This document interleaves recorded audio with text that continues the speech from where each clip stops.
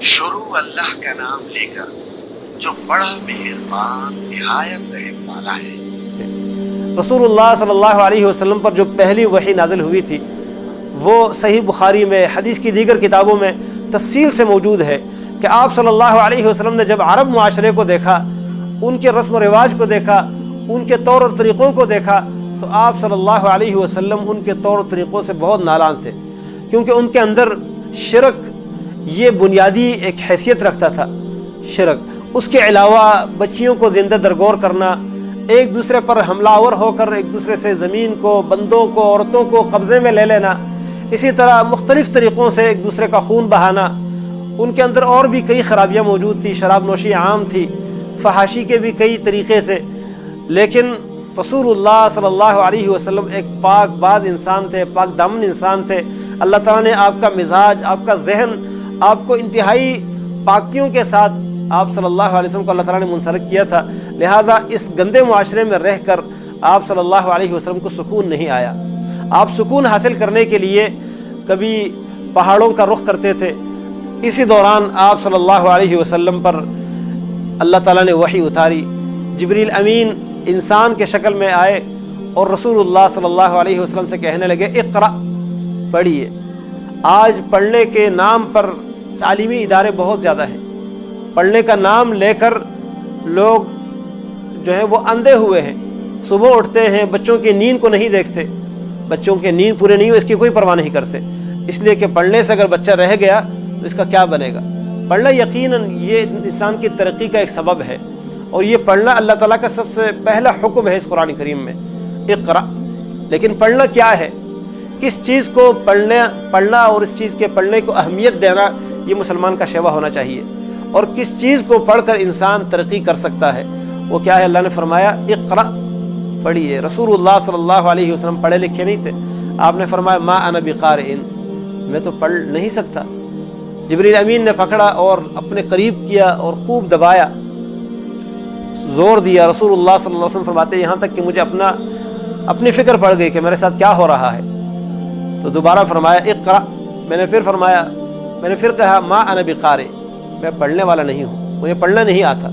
تیسرے بار پھر زور سے پکڑا اور کہا اقرأ بسم ربک الذی خلق، خلق الانسان من علق، اقرأ وربک الاکرم الذی علم بالقلم، علم الانسان ما لم يعلم۔ یہ آیتیں نازل ہوئی۔ ان آیتوں میں جو پیغام ہے یہ ایک الگ موضوع ہے، لیکن آج اس موضوع سے متعلق میں چند ایک اہم باتیں عرض کرنا چاہتا ہوں کہ جب یہ وحی نازل ہوئی، رسول اللہ صلی اللہ علیہ وسلم کے لیے یہ حادثہ، یہ واقعہ اور یہ پیش آنے والی حالت انتہائی انوکھی اور انتہائی ایک نیا معاملہ تھا کہ اس غار کی تنہائی میں ایک عجیب سی مخلوق جو انسانی شکل میں آ کر آپ صلی اللہ علیہ وسلم سے وہ مخلوق کہتی ہے کہ اقرأ، اور پھر آپ صلی اللہ علیہ وسلم کو پکڑ کے زور سے دبایا، جسم کے ساتھ قریب کیا اور دوبارہ کہا کہ اقرأ۔ پھر تیسرے بار اقرأ کے ساتھ کچھ الفاظ بھی بتائے۔ رسول اللہ صلی اللہ علیہ وسلم یہ کیفیت اپنے دیکھ کر گھبرائے اور آ کر آپ صلی اللہ علیہ وسلم کو بخار چڑھا، سردی شدید ہو گئی، آپ کا جسم کانپ رہا تھا۔ آپ نے اماں خدیجہ رضی اللہ عنہا سے کہا کہ زملونی زملونی، میرے اوپر کوئی کپڑا ڈال دو، کوئی کمبل ڈال دو۔ تو خدیجہ رضی اللہ عنہا نے فرمایا کیا ہوا؟ رسول اللہ صلی اللہ علیہ وسلم نے فرمایا کہ میرے ساتھ تو عجیب واقعہ ہوا۔ فرمایا ہوا کیا؟ فرمایا لقد خشیت علی نفسی، مجھے تو اپنی فکر پڑ گئی، مجھے تو اپنا خطرہ لاحق ہو گیا کہ شاید میں مر جاتا، ایسی حالت میرے ساتھ ہو گئی۔ فرمایا ہوا کیا؟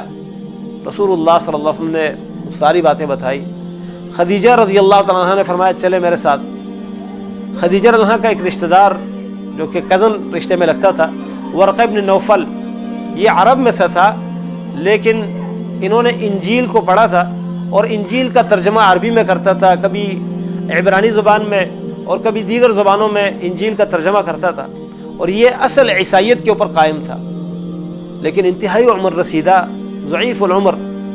خدیجہ رضی اللہ تعالیٰ عنہا نے جب رسول اللہ صلی اللہ علیہ وسلم سے کہا کہ آپ میرے ساتھ چلے، اس سے پہلے جو تسلی دی ہے آج آپ کے سامنے بیان کرنے کا مقصد صرف وہ الفاظ ہے کہ خدیجہ رضی اللہ تعالیٰ عنہا نبی کریم صلی اللہ علیہ وسلم کو کن الفاظ میں تسلی دے رہی ہے۔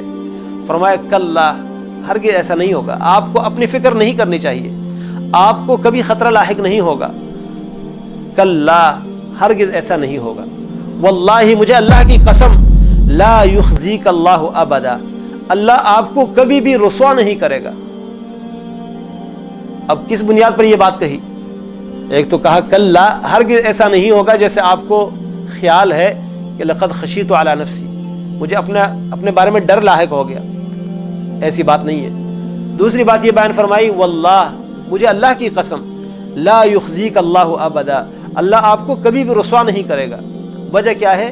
آگے وجوہات جو بیان کی ہے. فرمایا انک لتصل الرحم, آپ رشتے جوڑتے ہیں, آپ رشتہ داریاں رکھتے ہیں. وتحمل الکل, بوجھ اٹھاتے ہیں, لوگوں کے بوجھ آپ اٹھاتے ہیں. وتکسب المعدوم, اور جو بے بس ہے, بے کس ہے, ان کو جیتتے ہیں, یعنی ان کے دل کو جیتتے ہیں. جن کے پاس کچھ نہیں ہے ان کے ساتھ ایسا کچھ تعاون کرتے ہیں کہ ان کا دل آپ جیت لیتے ہیں. اس کے بعد فرمایا وتقری الضیف, آپ مہمانوں کو کھانا کھلاتے ہیں, مہمان نوازی کرتے ہیں.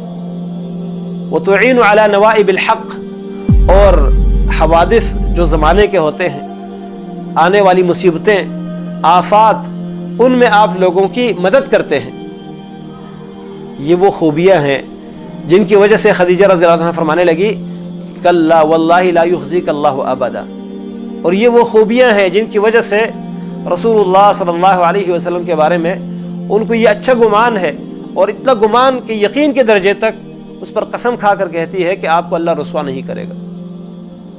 اس سے معلوم یہ ہوتا ہے کہ یہ خوبیاں جس کے اندر ہو وہ دنیا میں بھی کامیاب ہو کر رہتا ہے اور آخرت میں بھی, وہ کبھی رسوا نہیں ہوتا.